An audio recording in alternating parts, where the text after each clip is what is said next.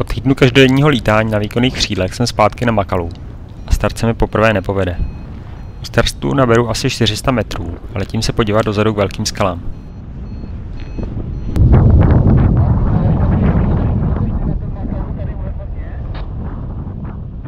Hanka své skupině, se kterou je tu na výletě a ke které jsme se posiv tak trochu přifařili, radí, ať blízko velkých skal raději nelítají, tak se toho držím. Doberu na plus 600, ale až k základně se mi to bohužel nedaří. Vydávám se s výkonnými křídly proti větru, podaří se mi doletět k nasvíceným a trochu nafukovaným skalám, ale nic tam neulovím, tak letím zpátky na přistání. Po větru to jde. Alpy mi v mnohem přijdou snadnější než roviny. Směr větru je jasně daný údolkou a u nasvícených a nafukovaných skal to celkem spolehlivě chodí. Jak je ale vidět, tak ne vždy a hory zase samozřejmě mají svoje rizika. Prvním přistáním chci jít co nejrychleji zase na start. Jake si dá mezitím v klidu oběd, já to na startu vypalím, ale fouká z blbého směru, tak mi Hanka doporučuje jeho západní startovačku. Při skládání věcí ztratím víčko od kamery a už ho nenajdu. Se sedačkou na zádech jdu na jeho západní start, ale je to 600 metrů a než tam dojdu, tak se to zatáhne a začne foukat dozad. Půl hodiny čekám, pak to vzdávám a jdu radši na oběd. Během něj se to samozřejmě roztáhne. Na startu fouká 1 metr za sekundu sever, ten základní vítr. Jake to odpálí na sever, což jde, ale pak se musí oblétat hřeben. Já si počkám na bezvětří, přehodím si křídlo na jižní start a odstartuji na Berana. Série špatných rozhodnutí končí startem s kravatou. Udělal jsem si asi při přehazování křídla na jih, a leda byla předstartovní příprava ji neodhalila. Po zvednutí křídla jsem si ho ze 3/4 zkontroloval, ale za vleklou část zrovna ne. Trochu moc jsem si zvykl na to, že mi Jarda rozkládal nebo aspoň kontroloval křídlo. Naštěstí díky SIF nepanikařím, zrovnám směr letu, šlápnu půlku speedu a naberu trochu výšky. Pak zkusím negativku, ale na Makalu mi moc nejde a kravatu nevyvleče. Rozhoduji se letět nad údolí a zkusím to vyřešit tam, nebo s kravatou přistát, ale začne mi docházet, že stromy nepřiletím. Rozhoduji se proto přistát ve svahu. Kvůli nedostatku prostoru, stromy vlevo a přede mnou, lanovka vpravo. Přistávám na klaplou stranu, ale daří se to hezky. Výšlap zpátky nahoru je po značené cestě. Startuje bez větří, ale mám to rozložené na sever, tak trochu z lenosti a trochu z obavy o zamování křídla startuji tam. Už od toho moc nečekám, takže mi výška ztracená letem kolem hřebene moc nevadí.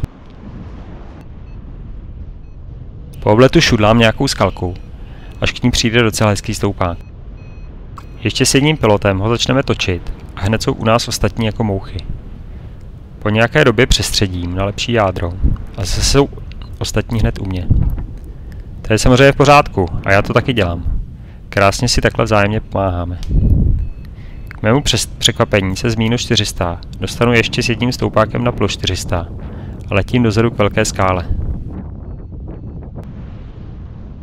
Tam se na závětrné nasvícené straně utrhne krásný stoupák, který mě doveze až k mraku. Možná mu trochu pomohlo i potkání údolky se základním větrem a došlo ke konvergenci.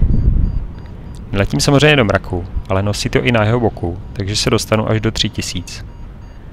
Letím krásně kolem mraku až nad údolí.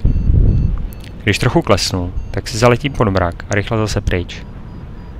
Cestou zpátky k hlavnímu kopci vidím několik křídel šudlat nějakou nulu, což se mi už moc nechce, tak radši letím nad údolí zkoušet figury.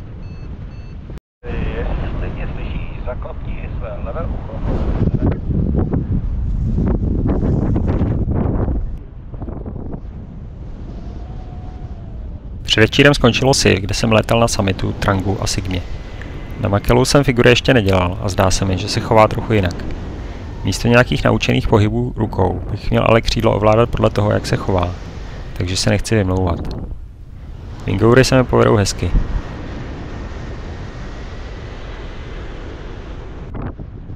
Negativka doprava se mi nepovede, dělám jen ostrou zatáčku. Negativka doleva vyjde hezky, chytí mi přestřel.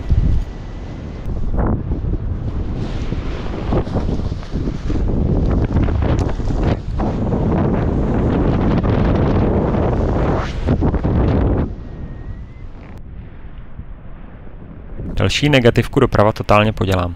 Křídlo střelí, přestřel nechytím a jsem ve twistu. Tam naštěstí zatáhnu za správnou brzdu. Křídlo se roztwistuje a letí rovně.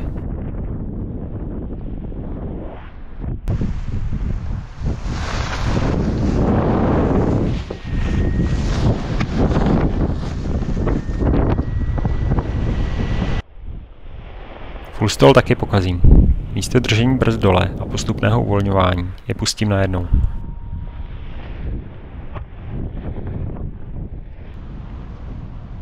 Spirála mi vždycky šla, ale Makalu do ní nějak nechce najíždět, tak dám víc brzdy, až si tu stranu přetáhnu. Přestřel zase nechytím, ale křídlo si s tím naštěstí poradí samo. Spirála na druhou stranu se povede hezky.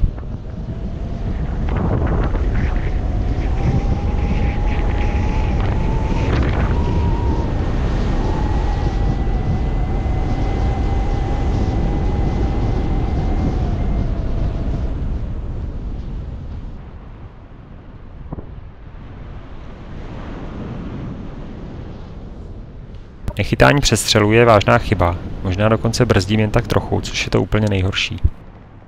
Budu to trénovat z předozadních kivů. Možná už se na mě taky trochu podepisuje únava. Od figur si dám chvíli pokoj a snad je nezapomenu a nestratím kuráž je s dostatečnou výškou trénovat.